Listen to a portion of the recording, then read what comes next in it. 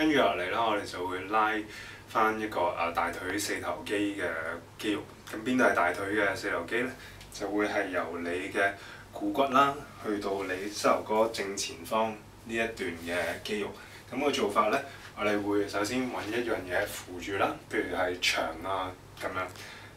扶穩咗之後咧，我哋就會將左腳嘅膝頭哥屈曲，再用你嘅左手咧握翻住你左腳嘅腳腕，然之後將個左腳腳踭拉貼埋去 hip 嘅位置。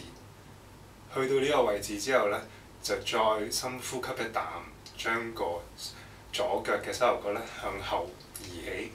咁你喺呢個角度嘅時候嘅左手臂咧，就要用少少力，將隻腳向後同埋向上拉起，維持翻5至10下深呼吸之後咧，就為之完成啦。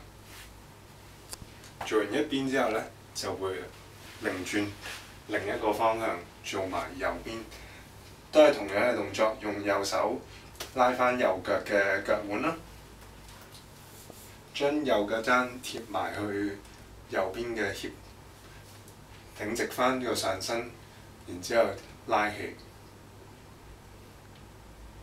5至10下深呼吸之後咧，就為之完成啦。OK。